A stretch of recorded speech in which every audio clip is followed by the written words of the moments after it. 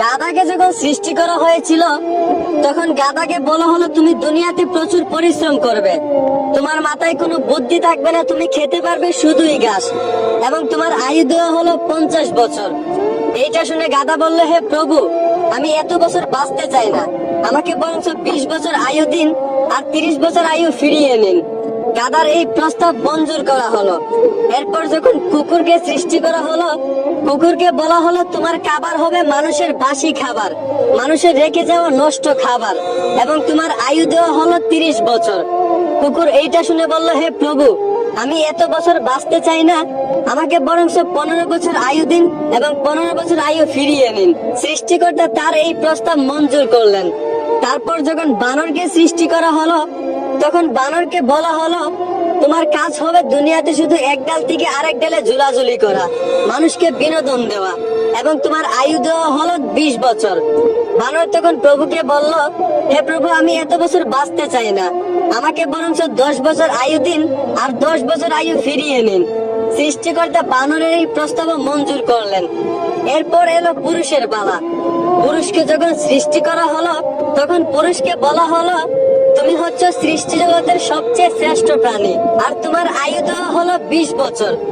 এইটা শুনে পুরুষ বলল, হে প্রভু, আমি এত কম বছর বাঁচতে চাই না, আমাকে আরো বেশি আয়ু দিন। গাধা যে 30 বছর আয়ুটা ফিরিয়ে দিয়েছিল সেই আয়ুটা আমাকে দিয়ে দিন, এবং কুকুর যে 15 বছর আয়ুটা ফিরিয়ে দিয়েছিল সেই আয়ুটাও আমাকে দিয়ে দিন, এবং বানর 20 বছর থেকে 10 বছর যে আয়ুটা ফিরিয়ে দিয়েছিল সেই আয়ুটাও আমাকে দিয়ে দিন। সৃষ্টিকর্তা পুরুষের এই প্রস্তাব মঞ্জুর করলেন। মূলত তারপর থেকেই একটা ছেলে পুরুষ হয়ে বাঁচে 20 বছর আর বাকি 30 বছর বাঁচে গাধার মতো। ওই যে গাধার 30 বছর আয়ু তাকে দেওয়া হয়েছিল, গাধা যেমন দিনরাত পরিশ্রম করে ঠিক তেমনি একটা পুরুষকেও বাকি 30 বছর পরিবারের জন্য দিনরাত পরিশ্রম করে কাটাতে হয়। বাকি 15 বছর পুরুষদেরকে বাঁচতে হয় কুকুরের মতো। ওই যে কুকুরের ফিরিয়ে দেওয়া আয়ুটা তাকে দেওয়া হয়েছিল।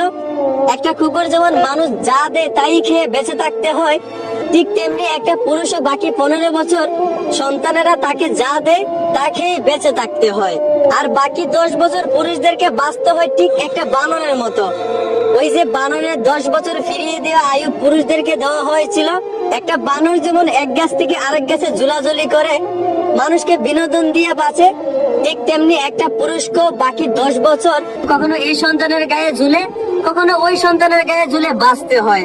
মূলত পুরুষের জীবনটাই এইরকম। আশা করি এখন বুঝতে পারছেন একটা পুরুষের জীবন কতটা কঠিন। ধন্যবাদ।